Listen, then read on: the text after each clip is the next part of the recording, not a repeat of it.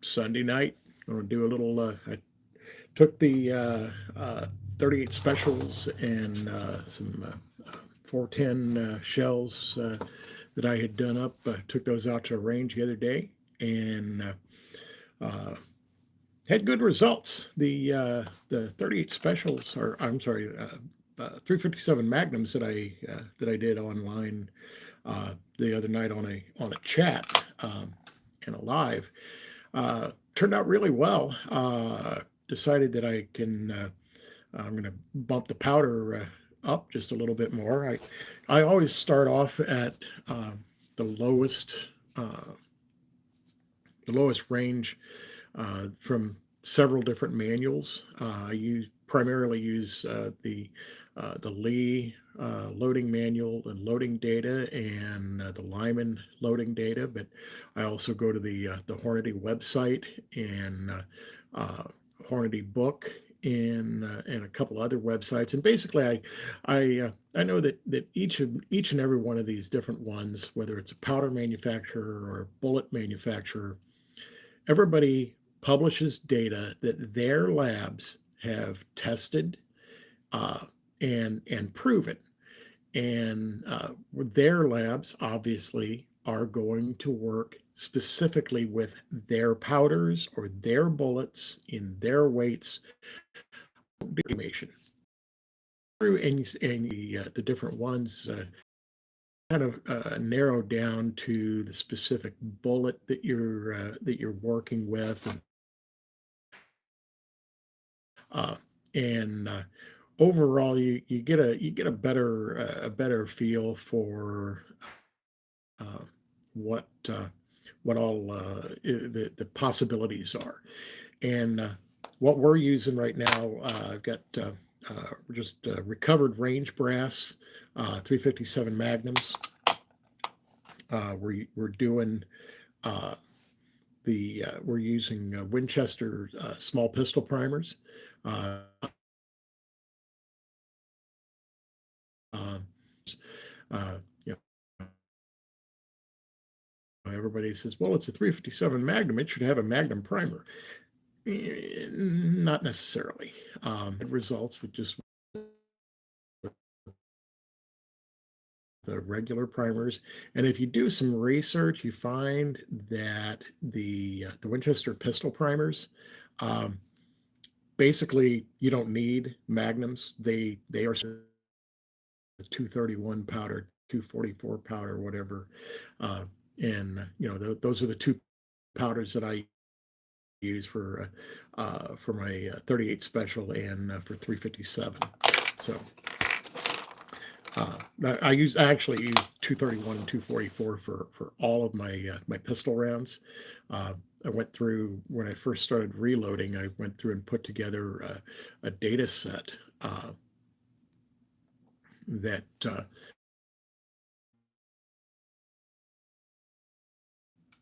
powders and the bullets that I was probably going to be using, or at least the bullet forms that I was going to be recorded from all of these different sources, everything into a database, and then it had it show me again.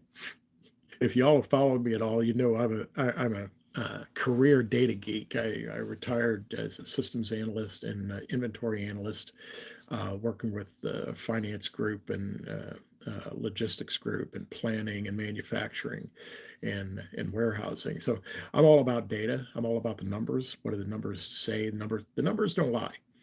People lie. Numbers don't. And until you have people start trying to change math, and then then the numbers, as the old Don Henley song, Garden of Allah said, I can get you any result you want. What's it worth to you? But that's beside the point. So we're down here in the dungeon. It's on a Sunday night, and got my flag over there. Got my tools. Got my uh, American by birth, Patriot by 150th anniversary.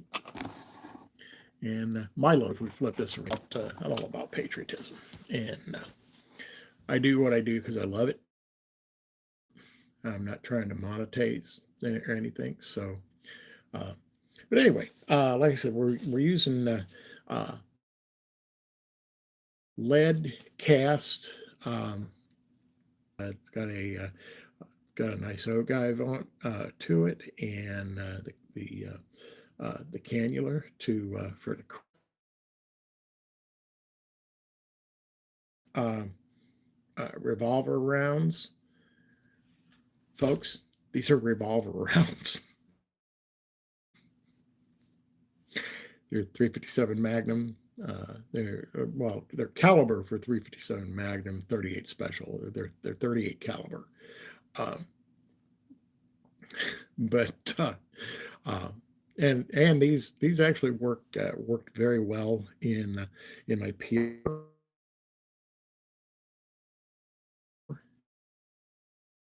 and they work well in my Ruger SP. It worked really well in the Rossi. One of these days, I got to get a chrono so I can check just exactly what kind of velocity I got out of that rifle. It's it's a great rifle, and but it pretty effectively dispatched a milk jug full of water. Nice little hole going in one side and blew the back out of it, from the pressure. So volume on this batch, and uh, got my tools out here.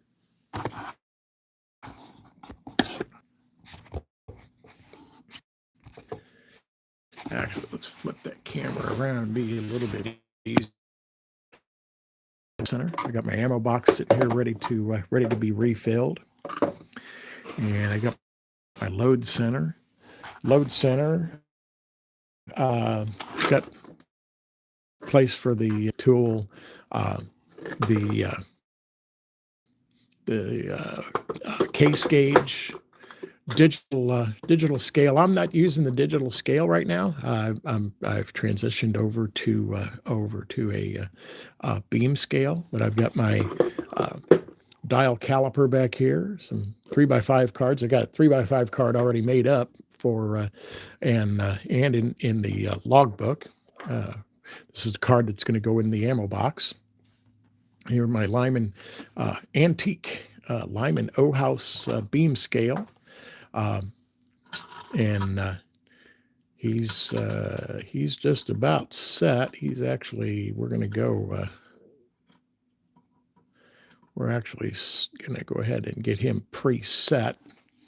I've got my my ram prime for the RCBS rock chucker. I've got my tray here with my caliber block already set up. I got my got 20 cases. Got my 20 bullets. I've got my decapping or my primer flip tray. You just wiggle it around a little bit and get one out there and give him some help. But your primers get flipped handle side up. I've got my powder cup, and got my powder out. We're going to use Winchester 244. Got my powder measure. I've relocated. If you've seen some of my previous videos, I had the powder measure was on a swing arm, and I decided that I needed a little bit more available space over here, so I just took the swing arm off and I just used the powder measure on the stand. My powder measure is actually set up backwards from some folks. These are great. You can actually put the handle so that it goes either direction. Most people do them this way so that the handle is coming down, which basically means in the neutral position, the chamber has been filled. And I've discovered that I actually like it better to have my handle go back this way so that the neutral position is when it dumps. So I raise it up, powder flows down into the chamber, I drop the handle, and then it's going to drop the powder down the chute, and I can actually do them this way and drop them that way. But so I've been kind of experimenting with it, and I actually think I get better results. You know, I come up and I kind of do a double tap, make sure that it gets filled, and you just flip it, drop it down. And if you've got any question about whether it's emptying it out or not, you kind of do a double tap there. So I'm working on a new method there. Got my handy dandy tool tray. I actually made this tool tray a little bit smaller. Didn't realize that I didn't really need that much room. And I've got my long narrow tools over here, my smalls over here, spare primer catcher tube. Got my wrench and screwdriver in here. Over here we've got the handy dandy primer deflector that gets hung on the press right like that, and so that when you decap, your primers dump over there in the bottle. So that's all set up. I've got my other camera over there. I think I might actually record this whole thing, but we're not going to really talk to that camera. We're just going to kind of get it set where you can see what's going on, and that'll do. No, I need to move it.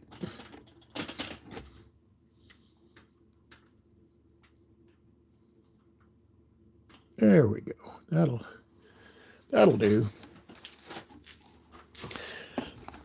So that's the setup.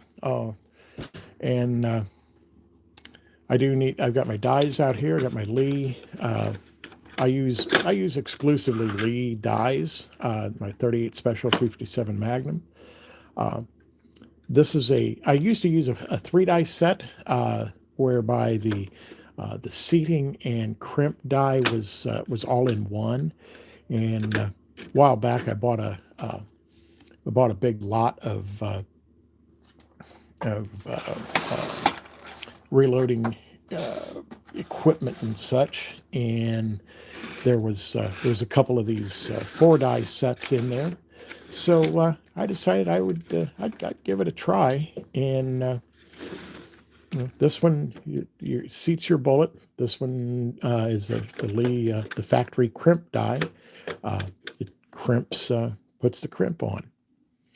And I do need to pick up one other thing before we get started. And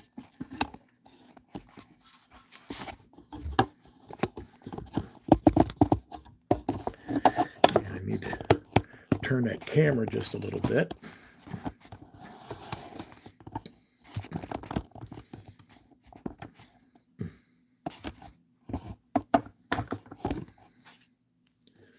And also, let's get this thing plugged in so that we got some power.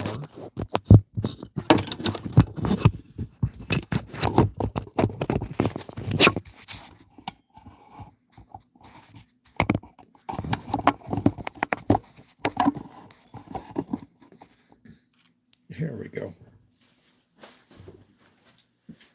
The other thing I needed to pick up is my powder trickler, and because to really read my beam scale well, I needed to elevate it. So I made this riser. Well, that also meant that my powder trickler needed a riser. So I built a riser for that.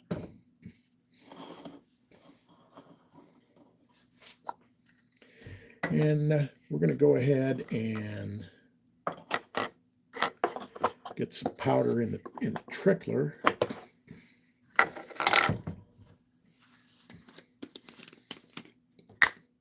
And we'll just go ahead and use the same little Lee funnel.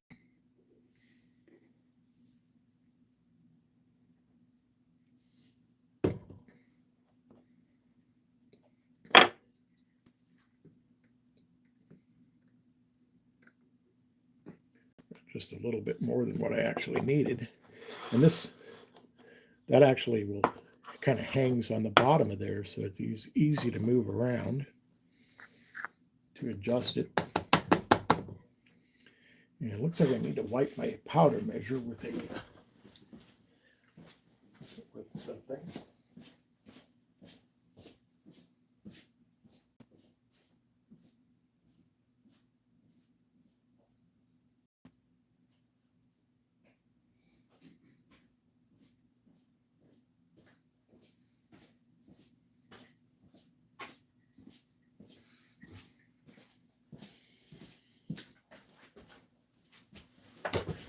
This is a little trick that may or may not have ever seen. I save, I don't save all of them, but I save some of my dryer sheets. And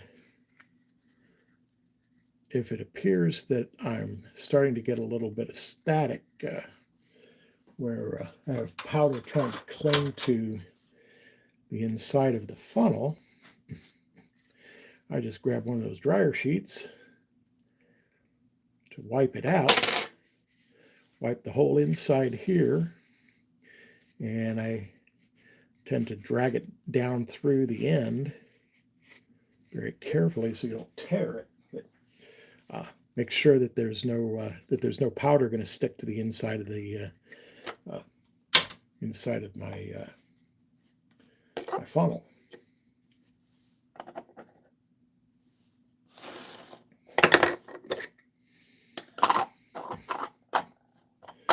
So we've got all of that set, and I think the only other thing that we need that we kind of need to do is get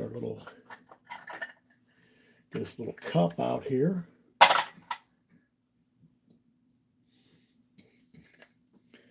A little bit of powder over into it.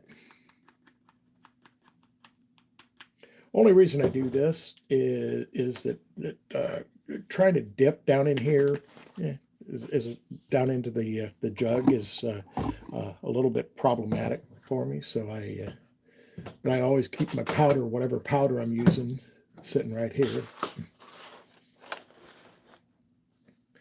And so we've got our powder, we've got our measure, we've got all of our tools here ready to rock and roll. So let's go ahead and get started.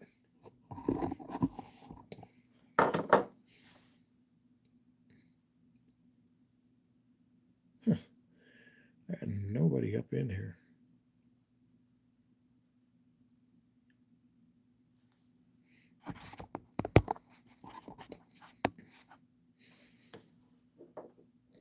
So the first thing we need to do is get our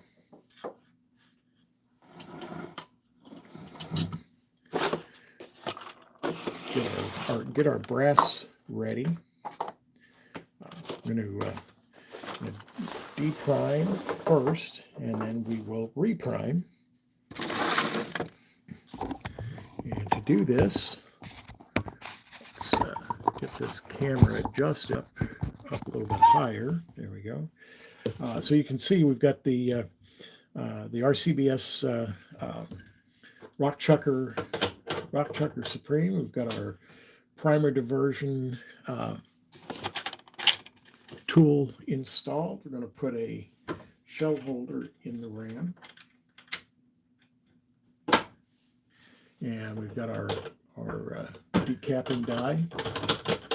We run it down.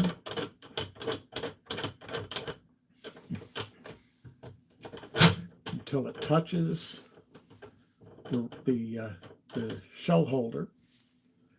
Back off the ram a little bit and give this about a quarter turn, just enough that I can get my cam over. You notice that as I push down, kind of snaps. It actually goes past dead center, which means that this has got this locked in. And then I'm going to tighten my jam nut. Doesn't have to be gorilla tight, just snug him down. Make sure my ball here is tight. And we're going to go through, and you notice I always start off with my brass, my fired brass in the block, with showing the spent primers. And as I decap them, I'll move them over here so that I see that there's no primer in it. And that way I don't try to put powder in it and dump it all over. After I put new primers in, I move them back to the other end with the new primer in, and at that point we'll turn them up this way so that I know it's kind of like a little baby bird sitting there waiting to be fed. My brass is sitting there waiting for powder. So we'll go ahead and scoot this over here close, and we'll scoot me over here close, and y'all can see what's going on. So I'm going to take my brass and put one in, run it up gently, make sure that I'm lined up properly.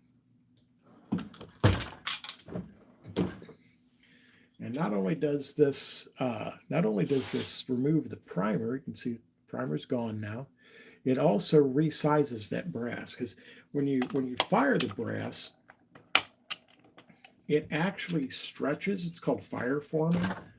Yeah, so it stretches a little bit. And if you're only going to use your brass in one handgun or one rifle, that's fine, and you wouldn't have to resize it. But my 357 brass and my 38 Special brass are multi-use. I have a Rossi R92 that is 357 38 Special. So lever action, old school. Absolutely love that rifle, man. I've got several rifles, but that one takes the cake.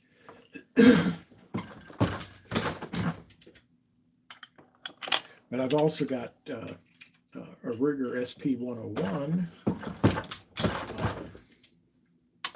solid steel revolver, little snub nose, and these get fired in it as well.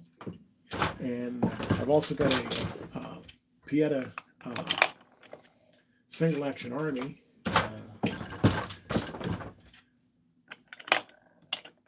old school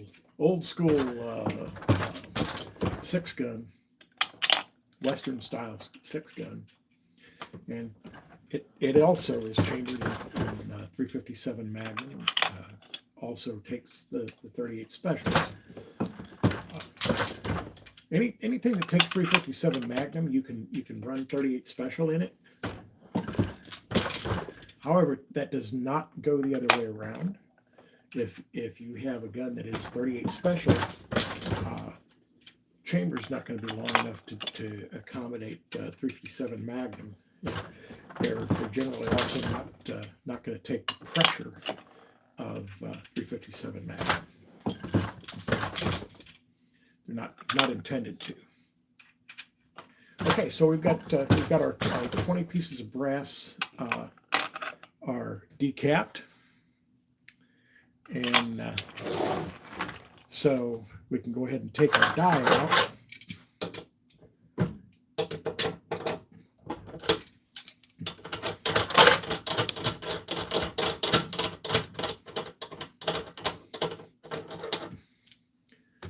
And we can also, while we're at it, take our primer diverter off, hang him back around the back side where he's out of the way. So the next thing I want to do is I'm going to reach over here. I'm going to grab my a couple of other tools. Actually, we'll start with the primer pocket tool.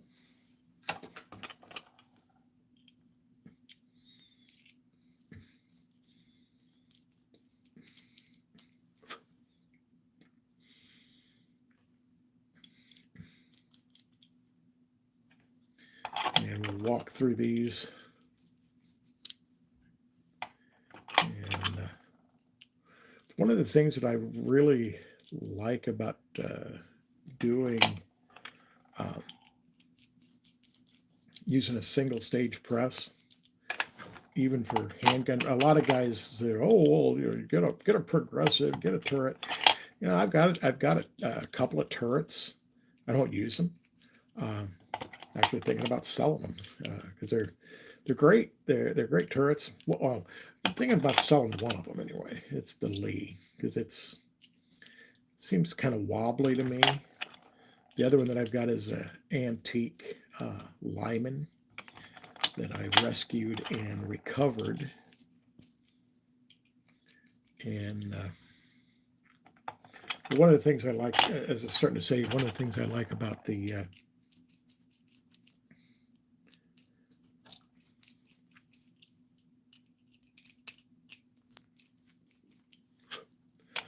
one of the things that I like about the whole thing of single stage is basically you touch every piece of brass multiple times.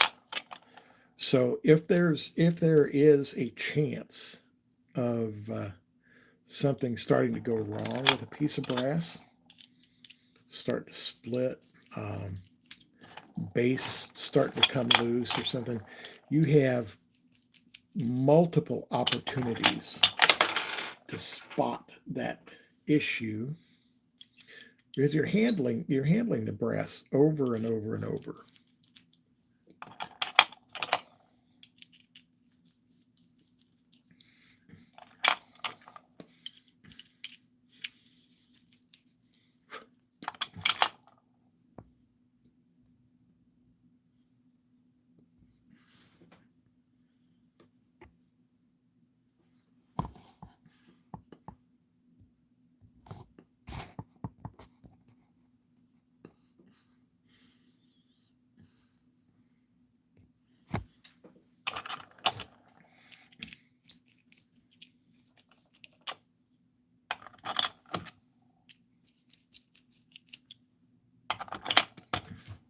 Okay, so we've gone through and done that. Now we're going to go back through and we're going to work the other end of the brass. We're going to chamfer and deburr.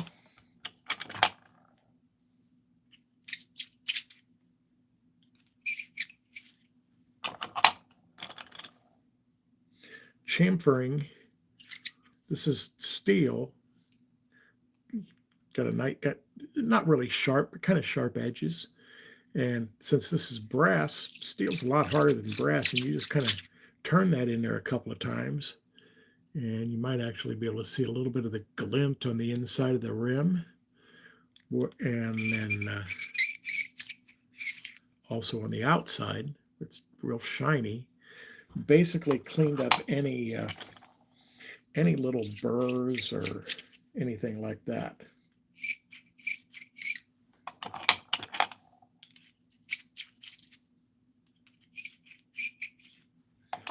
And again, a lot of guys have got these what they call a reloading center or a case prep center. And case prep centers, it basically has all these individual tools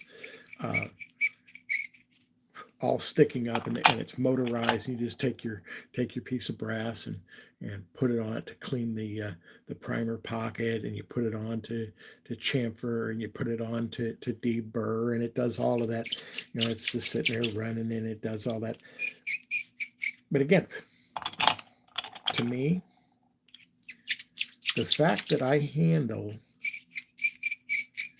every piece of brass so many times This has a very strong sense of removing opportunities.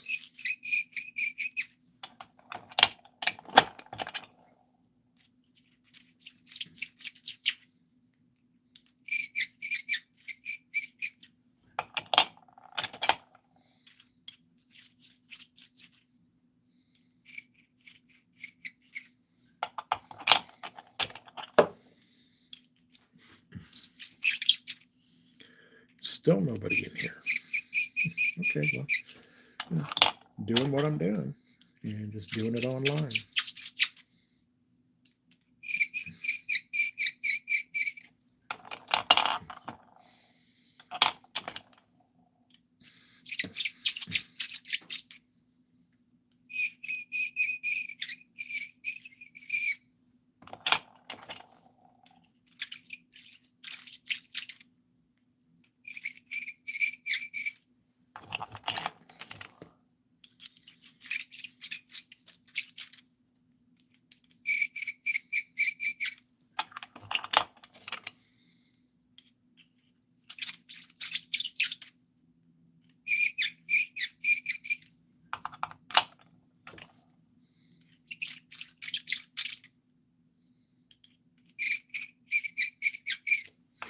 I also like the sound, the ASMR a little bit.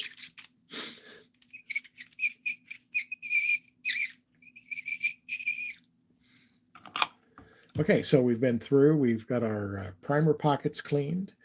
We've chamfered and deburred. So now we're ready to reprime, and I've got two different tools for repriming. They're both done on press. A lot of guys don't like to prime on press, but I actually like it. Um, it seats primers just perfectly fine for me. But the RCBS has got two different tools that you can use. Actually, there's more than that, but for the on press from RCBS, there's a primer arm that you can mount here that flips in, and then you press forward to seat your primer. Then the other one that I actually prefer because of the just the cadence of the activity is what we call a ram prime. But I think on this for tonight, I think we're going to go ahead and use the priming arm. So we're going to get our priming arm and our mounting screw.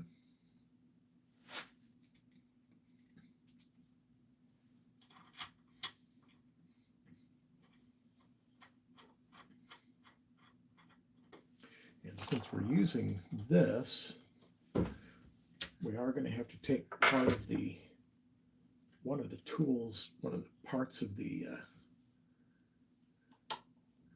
this is from the primer diversion tool. You have to block the back of the ram. Otherwise, you have primers try to dance out the back instead of coming out the hole here where it's supposed to. So this is held in with magnets.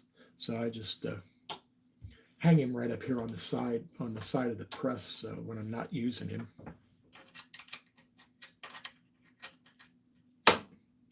You'll be able to see how this priming arm works. It kicks in, and when you press forward, it comes up and the ram pulls the piece of brass down onto it, and it presses a primer in. So the way that the ram prime works, it's actually pressing the brass up, and the brass is sitting up here, and it's actually taking the primer and pressing it into the bottom of the piece of brass. So what we're going to do, we're going to go ahead and get our primers out. See that they're all flipped. This is what we call anvil side up. It's the whole side. There's a There's a solid side and a hole side. The hole side goes up toward the inside of the piece of brass. So we're going to grab our piece of brass. Well, actually, first we're going to grab a primer and set it on there, and we're going to make sure, let's see, tweezers. A lot of people complain and whine about the idea of touching primers, that it'll make them not work. I've not encountered that, and quite honestly, that's kind of a fabricated story, I think. So, but you take your primer and you set it into the cup. Bring the ram up enough that you can put the piece of brass on. Press forward, and I can feel it seat. And when I look at it, my primer is perfectly seated. It's at or just maybe a 1,000th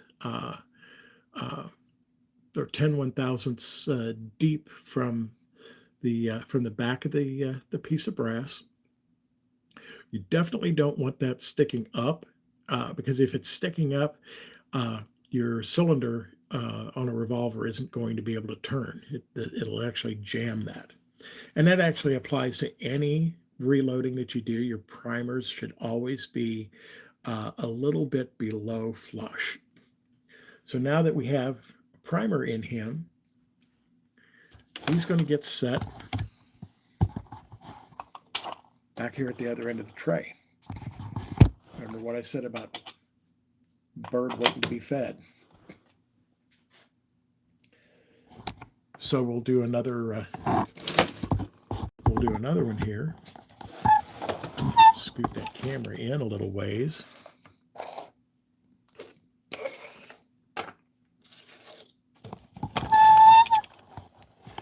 And should be able to see there. You can see where that where that priming cup is sticking up. And take my tongs. I hate using the tongs. Not going to do it. So I put my primer in, raise it up, my brass, press it in, and it's seated. And again, since I'm doing this step by step, I can check right now and make sure that, I'm checking to make sure that my primer is seated where I want it, and it goes in the tray.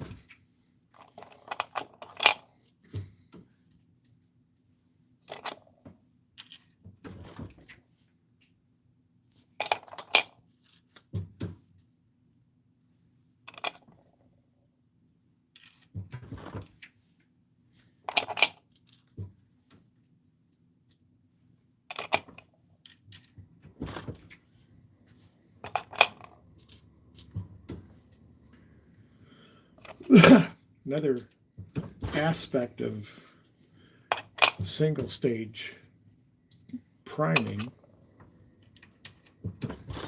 rather than running on a progressive or something like that, is the fact that you're not only are you looking at the piece of brass, but you're also checking to make sure that the primer is set properly.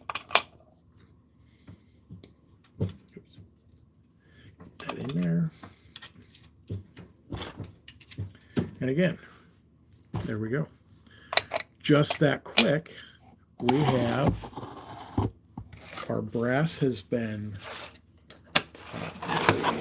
deep primed, primer pockets cleaned, chamfered and deburred, reprimed, and they are now ready for what's called case mouth expansion. Case mouth expansion, and we can go ahead and flip that primer arm, repriming arm out of there. In fact, I'm just going to go ahead and remove him. A lot of guys leave that hanging there. I don't like to leave stuff hanging off of the press.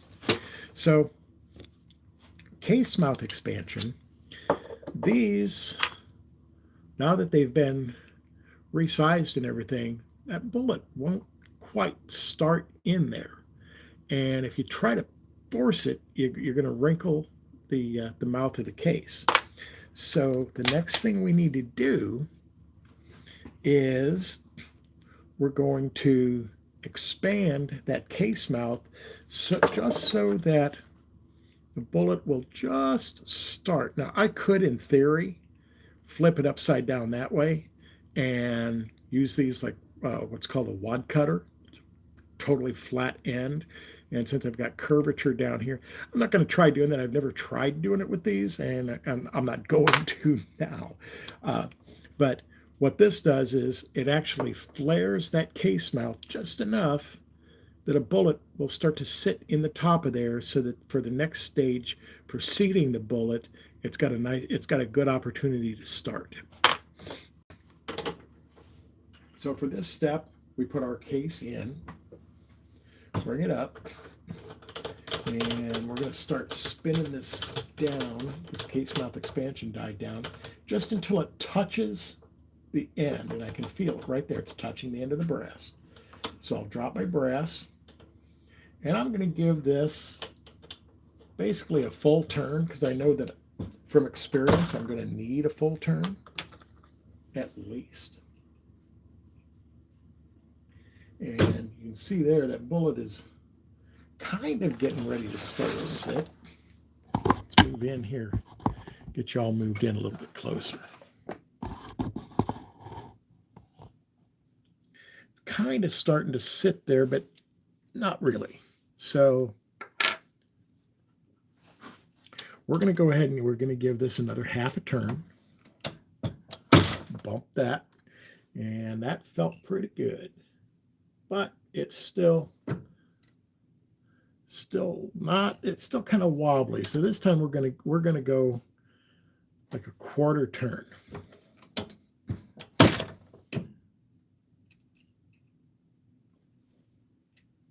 And we are almost there. So again, we'll quarter turn, and you'll notice I put my thumb at an index finger at a reference point so that I know that that's a quarter turn.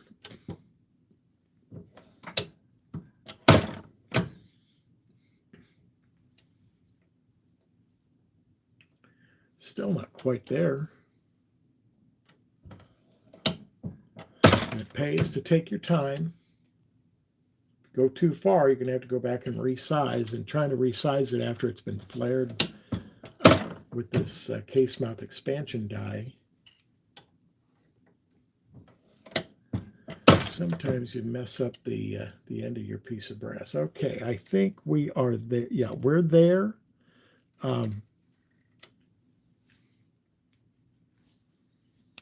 It's just getting started in there. So we are there.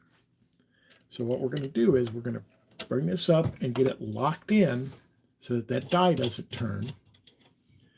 And we're going to snug our our jam nut down. And again, that doesn't have to be what? Doesn't have to be Gorilla tight. Just snug it down so that when you take the pressure off, it doesn't move. Now this is called a powder through case mouth expansion die, which means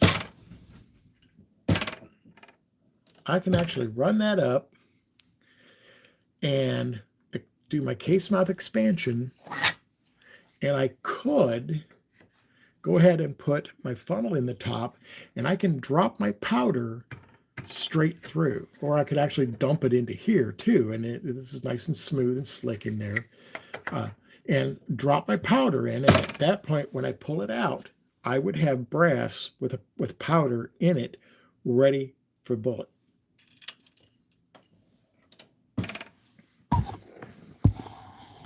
So next thing we need to do,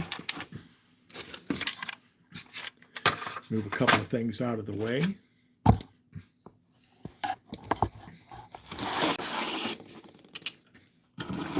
We'll get our Lyman O-House beam scale over here.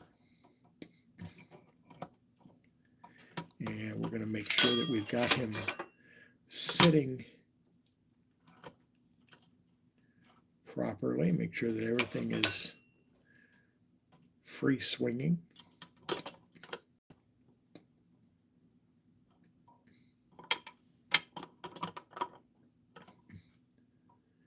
And also, one of the things you got to remember to do when you're working with a beam scale is when you set up your scale, check it to make sure that it is zeroed. And to zero it, there's a wheel on this end that raises and lowers this. This beam is going to seek level. It's earth level. And depending on your table and environmental factors, you may need to adjust the base section. And this is something nobody talks about really about beam scales, is making sure that they are zeroed. You're not adjusting the beam. You're adjusting the frame, and specifically the end of the frame where the indicator is. I mean, we'll turn this around here. And here's your indicator. You're going to put your weight here. You do your adjustments here. This is increments of 5 grains, and then this is increments of 1 of 0.1, 0.12, 0.1, and such. Okay, and you want to make sure that everything is set to 0, and then you want this to zero out, and in order to get it to 0, you turn the wheel.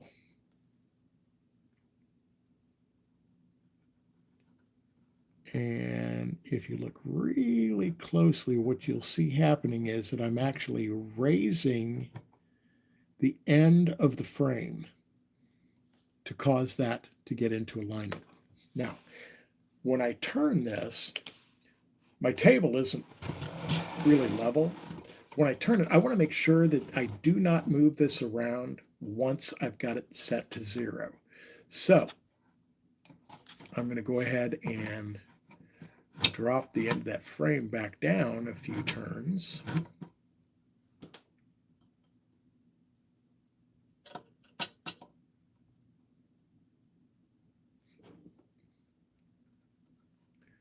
Actually went a little bit too far. Oh, not far enough. That time it settled down, I saw I wasn't quite far enough. So now I am zeroed right there. So next thing I'm going to do, I'm going to get my powder over here, and I'm going to get my trickler set up. I've got my piece of brass in here. He's been case mouth resized, and he's waiting for powder. So I'm going to grab my powder scoop. The Lee dies come with come with not only the shell holders. It's one of the reasons that I use Lee. I don't need a bunch of extra shell holders, and I don't need to have to buy a shell holder in addition to more expensive dies by buying other brands. I buy the Lee. They're carbide dies. They come with the shell holder for the caliber. They come with a powder scoop that is fairly close to the amount of powder that you're going to want to use. They've also got the best design of decapping pins of any manufacturer. Instead of the decapping pin screwing in and mounting in the top of the die, it's held by a collet that you cinch down really tight. What happens is if this doesn't hit quite the right spot, or if you've got a stuck primer or a crimped in primer, other dies, you can actually snap that pin. There's a great market on Amazon and other sites selling replacement pins. Well, with the Lee dies, you don't really need replacement pins unless you do something, like if you drop this on a concrete floor, you might break it or bend it. But if it encounters too much resistance, this will actually press up and out the top. And you just take a little hammer and tap that back down in there, and there you have it, and there you are. In fact, I keep a little hammer. I've had this, I'm 66 years old. I've had this little hammer since I was about 3. I wanted to be able to help my dad. And, this is before the little plastic toolboxes and stuff. My mom and dad got me this little tack hammer. Even put my name on it. You can barely see any of the paint anymore, but it was on there with nail polish, I think, and it's got my name on the side of it. And this was always in the drawer, so that if Dad was working on something and he was hammering something, I could get in there and help him and tap those tacks or nails. But I keep that in my tray. These were my dad's. He was a journeyman electrician, and he actually needed some a pair of channel locks with a short handle because he was working on something that at one of his job sites that he needed channel locks, but he didn't have a lot of room to get in with a regular pair. He needed to be able to have a little bit of clearance. So one of the guys ground it off. Cut it off, ground them nice and smooth, and Dad passed in '88, and I inherited most of his tools, and I've had these for I don't know how long, even actually before he passed, back when he retired, and but I wrapped some hockey tape around them to give them a nice, make them comfy to grip. And these sit here on my bench with the press. These are what I use for everything that I work on the press or anything. Dad wasn't a reloader. I had an uncle that was a reloader, but like I said, these are right here. So basically Dad is here at the bench with me all the time. So memorabilia from long ago. So we are ready to measure powder and charge this brass.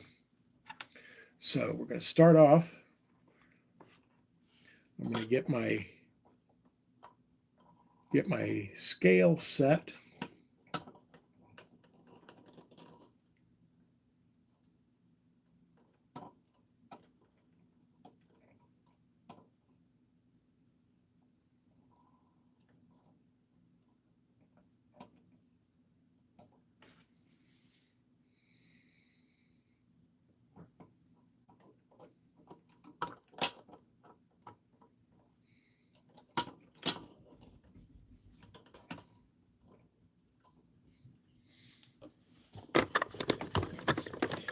I am going to get out my digital just for a second because I want to make sure that my powder is measuring correctly.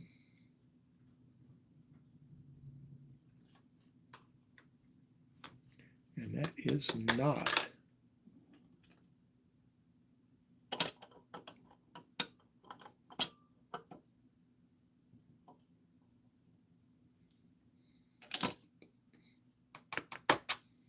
Let's go ahead and turn this digital on for a second. I want to make sure that I'm getting what I think I'm getting.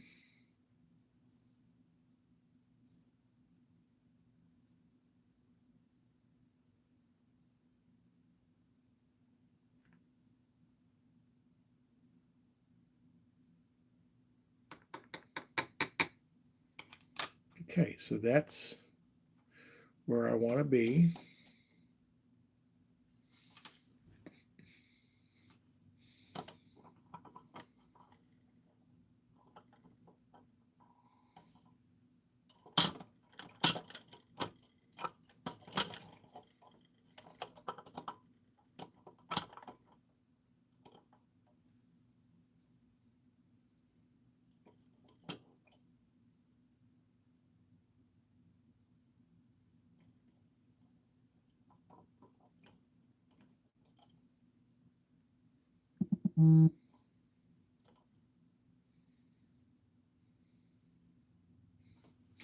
Okay, and that is right where I wanted to be.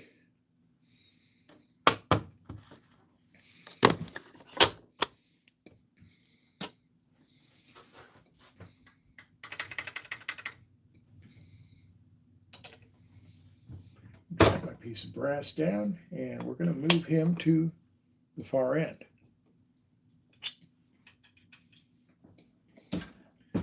Size.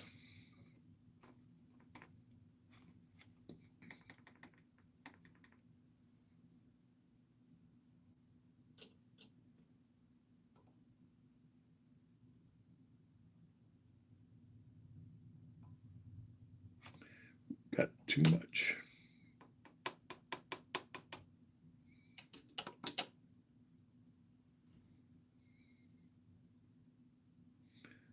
Yeah, we're still a little bit heavy.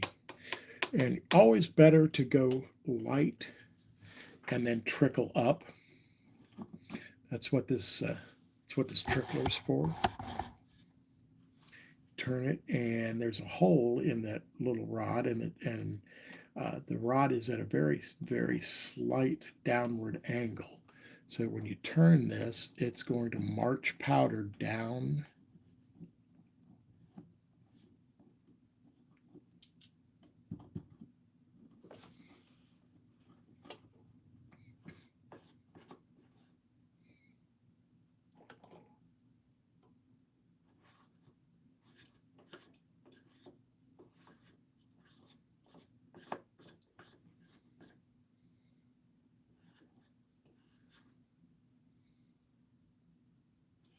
There we go.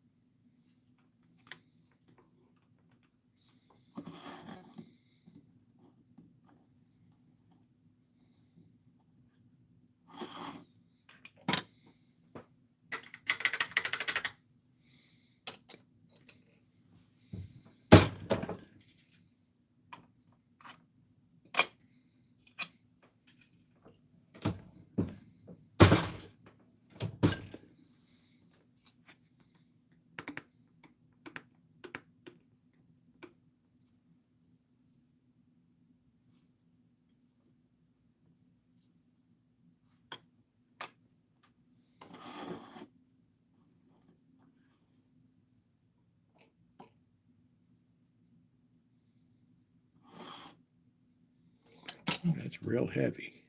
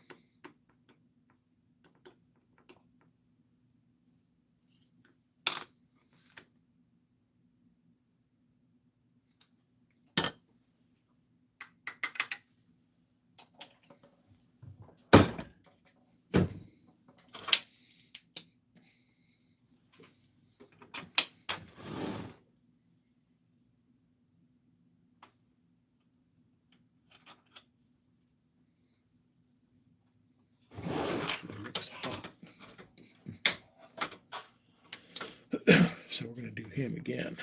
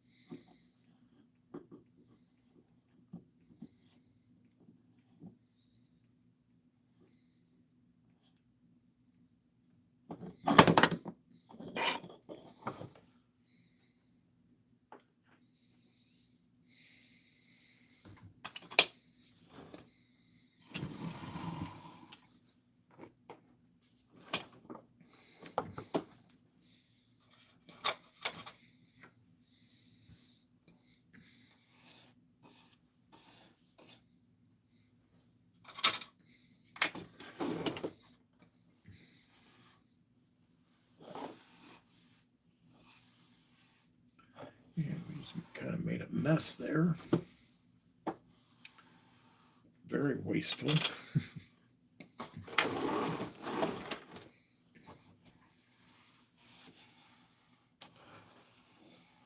Hate it when it happens.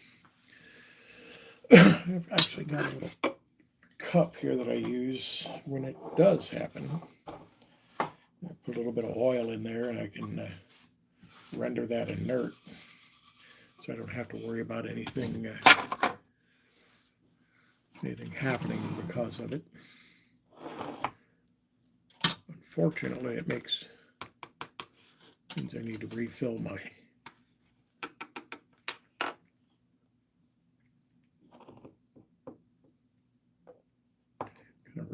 trickler a little bit. It's all right. Plus, I have to, since I moved my scale, I have to recalibrate him.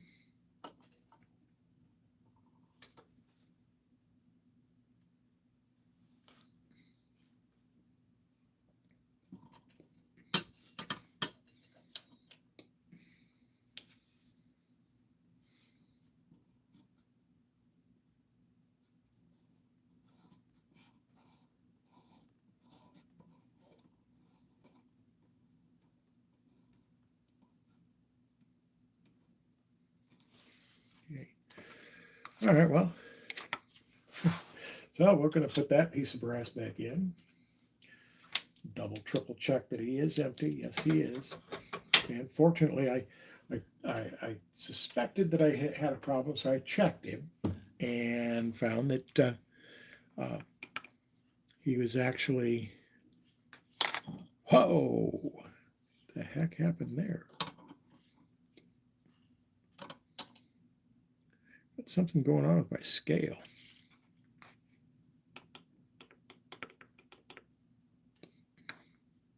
Oh, I didn't reset it to the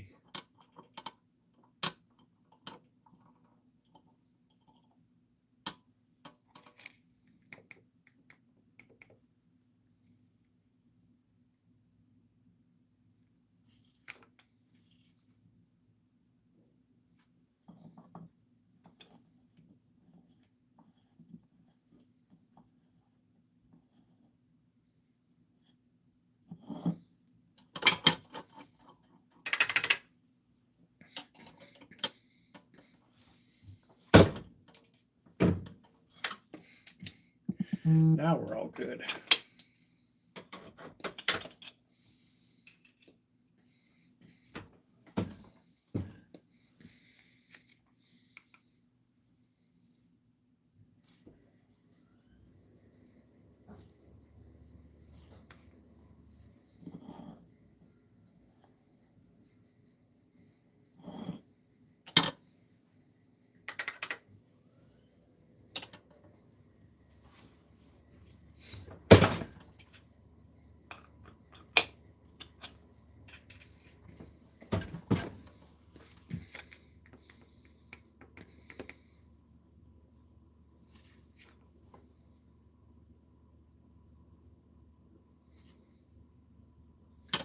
Yeah, it's a little bit,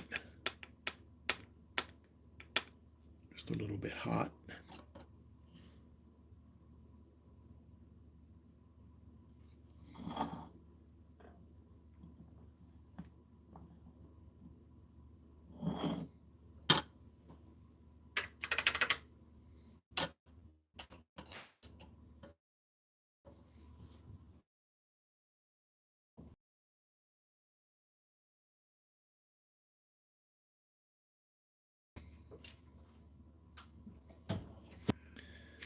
Get to where you can kind of tell from the scoop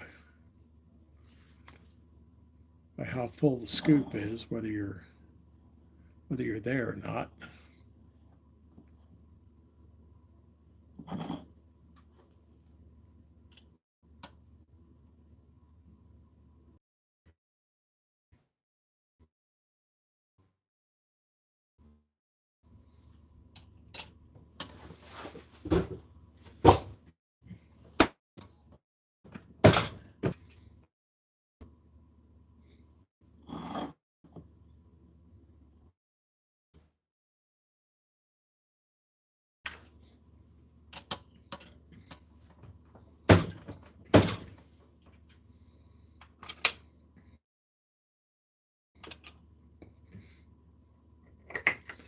wanted to make sure that I wasn't getting any residue in there.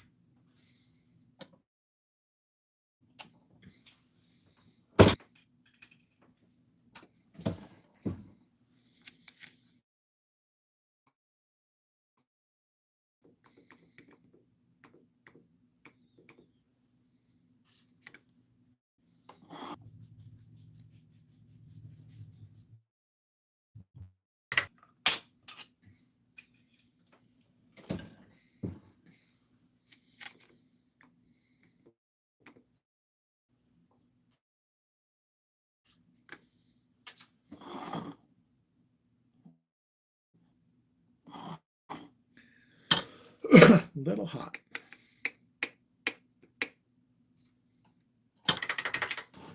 We have brass, and we had him measured. That one, I could tell there was extra powder in him, so we're going to look at it and make sure that they all look the same. So that's good. So we're ready to scoot that over, and we're going to dump our powder cup, dump our trickler back in, make sure that the tube is cleared.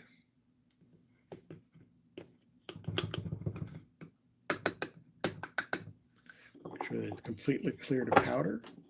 Snap that back in place. And that's, we're done with the scale and the trickler. We're done with the powder. Didn't even use our measure, our powder measure, our powder drop. Tap that.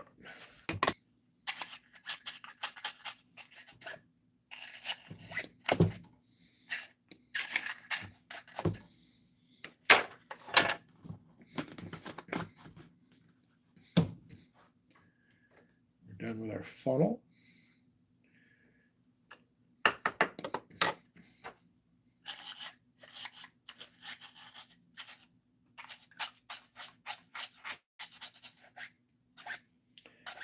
We need to wipe this out with our, get our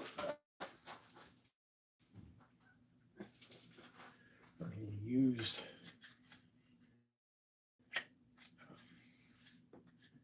dryer sheet. Only reason I use used ones is no particular reason other than they'll use full. No sense in wasting a brand new one. So we're going to keep that in there. We'll put that away. Our funnel over there, we don't need him. And we are ready to set.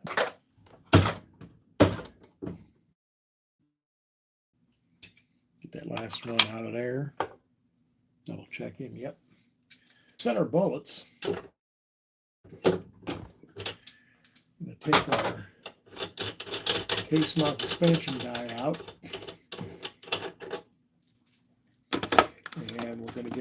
bullet seating die.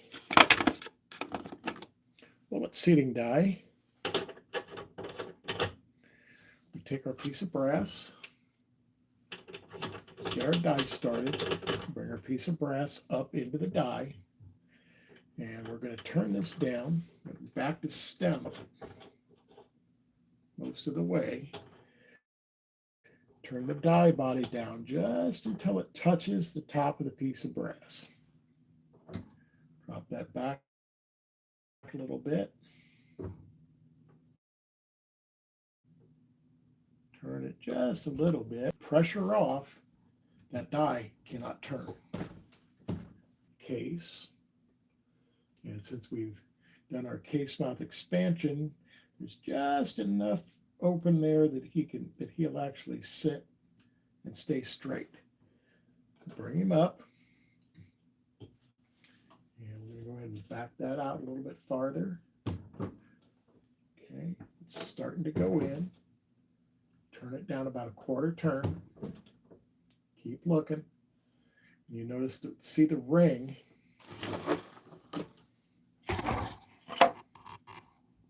Bring you in a little bit closer here. You can see this ring right here. That's the lube ring. This is the end of the case. And when I turn this down about a quarter turn, you'll see it's starting to push it in. Another quarter turn. A little bit more. This time we're going to go a half a turn because I know I've got a long way to go. And another half a turn.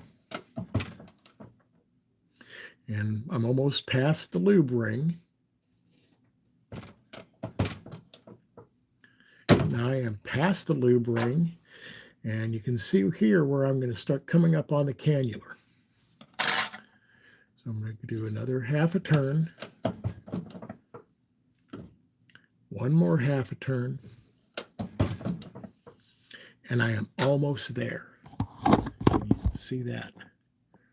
There's my cannula. There's my end of my case. And I want the end of that case kind of to the middle of that cannula right there. And what that's going to give me is a place for my crimp to push that mouth of that case in. So this time I'm only going to go a quarter turn because I am getting so close. I only want to do a quarter turn at a time or less. And actually this one we're going to do a little bit less than a quarter. Just a hair more. All right, and that actually looks really good. But we don't do things by looks, okay? Not by looks alone, anyway. I know where I need my... I know exactly where I need my brass, where my cartridge overall length to be.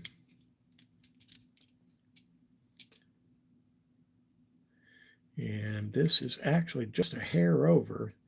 It is at 1.56. Actually, that's a little bit short. That should be good. So what we're going to do, we're going to put that back in. Since we know that it's in a good position, we're going to put that back in. Make sure that that's seated. Make sure that everything is nice and tight. And we can now take this guy, move him to this end of the tray.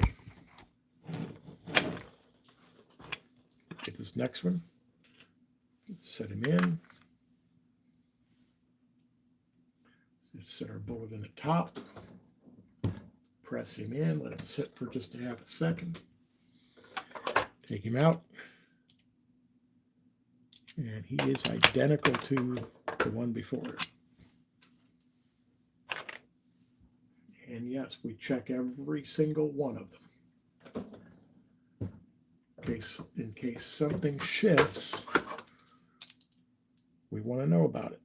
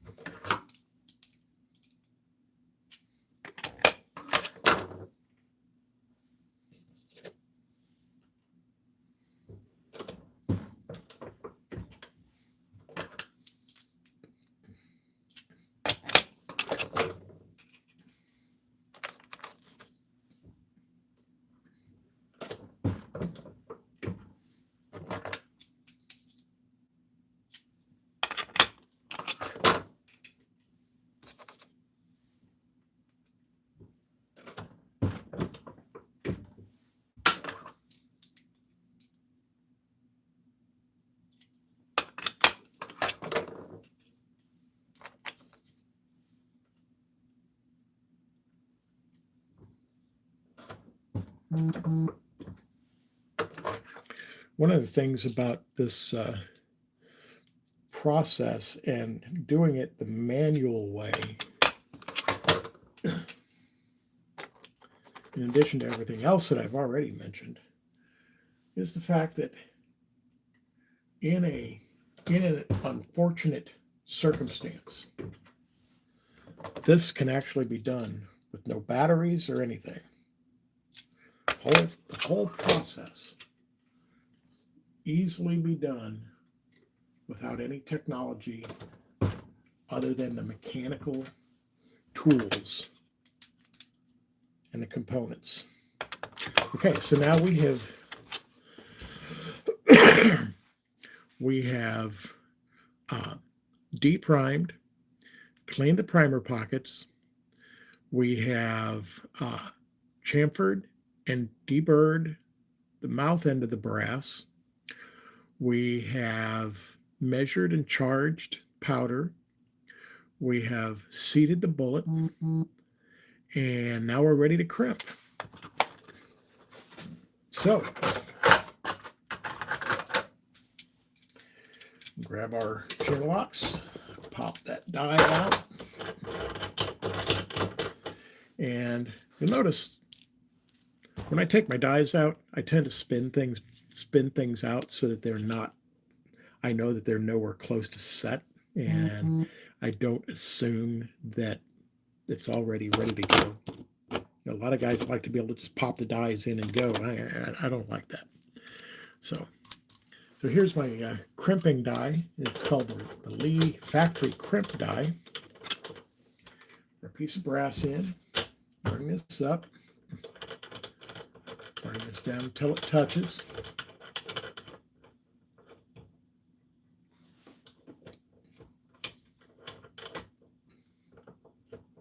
Back that stem out a little ways. Get that down. Back this off a tiny bit. Sit our jam nut down. And we're going to give this about a quarter turn. And I felt it press in. And what we're looking for is when this curves into that cannula.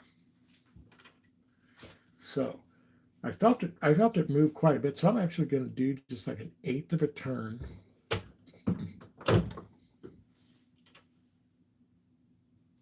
And it really didn't do anything. Another eighth of a turn. Again, I could feel that it's not going anywhere. So I think we're going to go ahead and go a full quarter turn. Starting to move.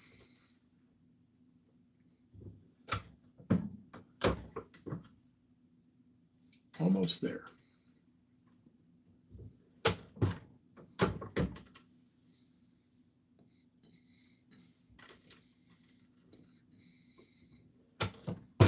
That I felt. And I think we could have just a tiny bit more. There it is. And you can see how that kind of starts to roll in right there. That's my crimp. So we have a finished round, ready to rock and roll. And our die is set. And however, we are going to look at each one after we do our crimp.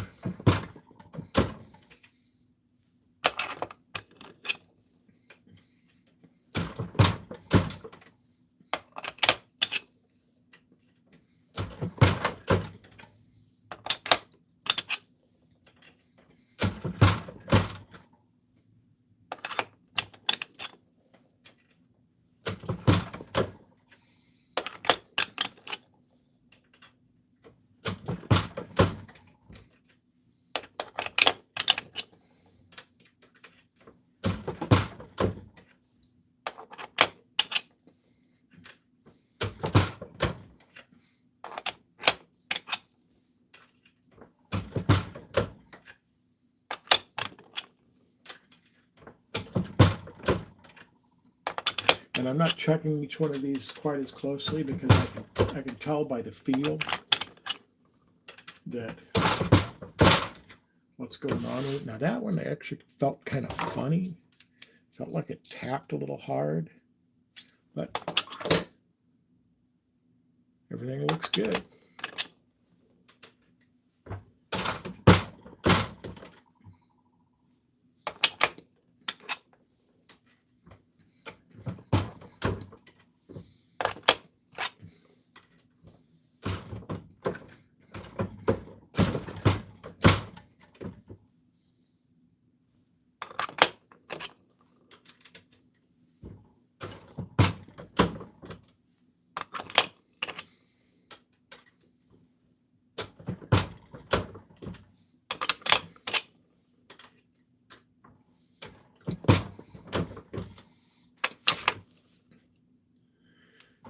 We are now going to back that stem back out to reset him, pop him loose.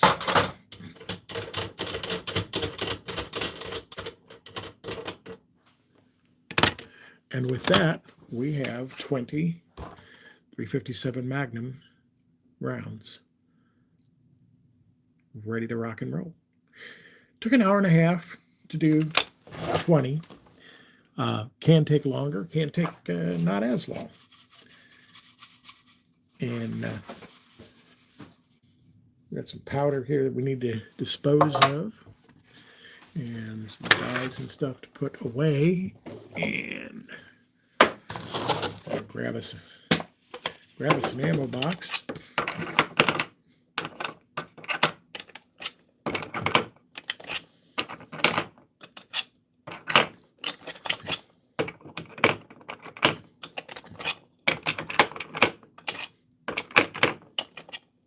These are all the same, so they're all going to the same end this time. Last time I had two different kinds, and so I had some on each end. And we're going to grab our card, throw it in the top. That's ready for range time.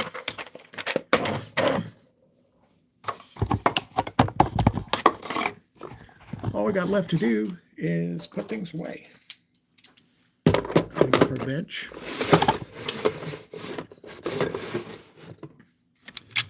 And I think next time we may, if these turn out to be as good as I think they're going to be, we'll consider this a perfect setup, and we'll log it. And then once we get it logged, we'll do a bigger batch, and we'll actually calibrate the old powder measure. And we'll drop our powder. We'll drop our powder using our powder measure. So put our tray away. Show you how nice that is. See, that's it. I designed this myself. It's got a place for the caliper to sit back here. Some 3x5 cards. You saw me using that. All of the other bits and pieces.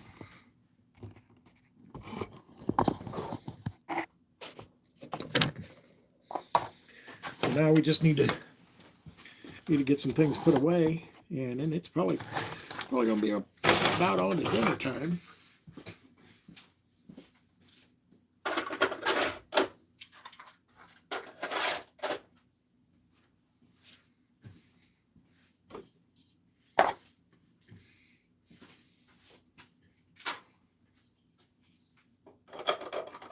Oh, by the way, I design and 3D print these blocks too that fit in the tray.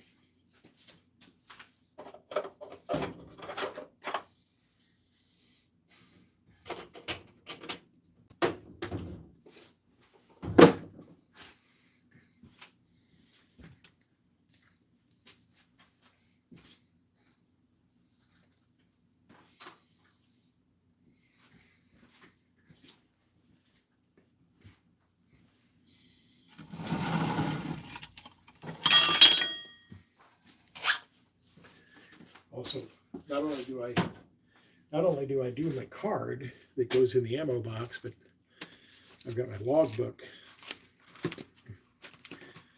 that everything goes in.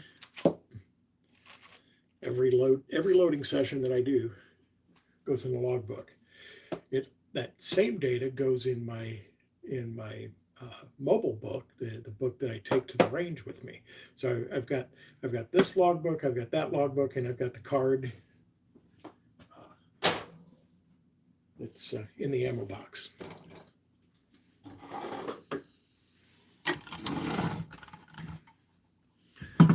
Move our scale back over here to its spot. And, trickler, we'll go ahead and park that trickler over there by it.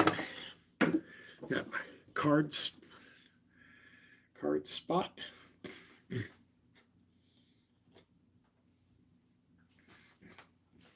While we're at it,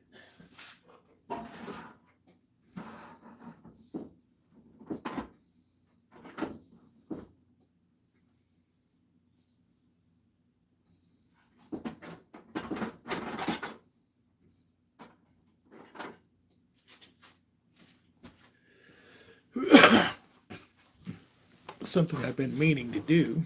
I've got these really strong magnets that I use to anchor things to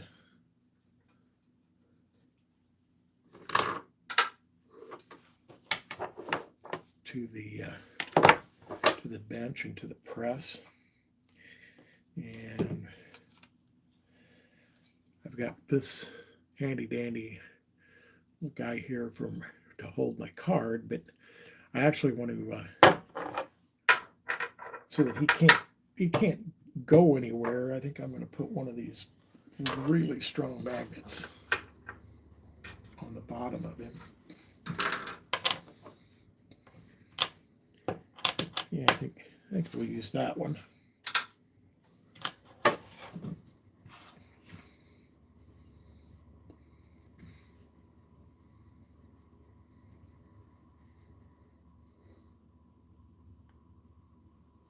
I'm going to put some of this Gorilla Glue on him. Mash it down real good.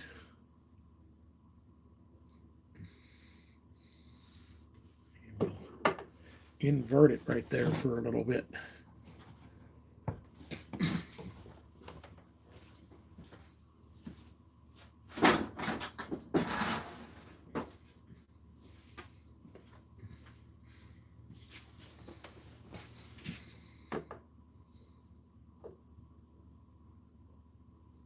Press that down really hard.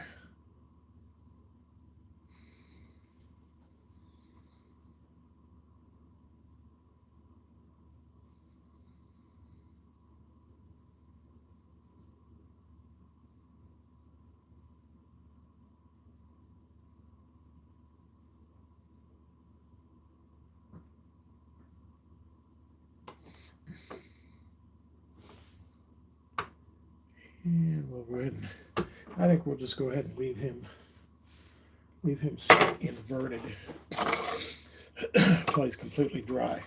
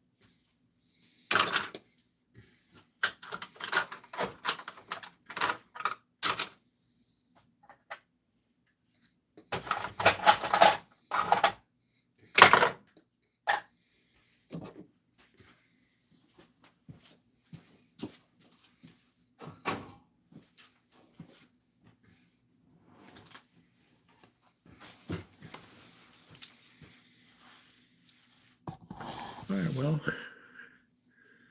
had one like. Didn't really have anybody show up.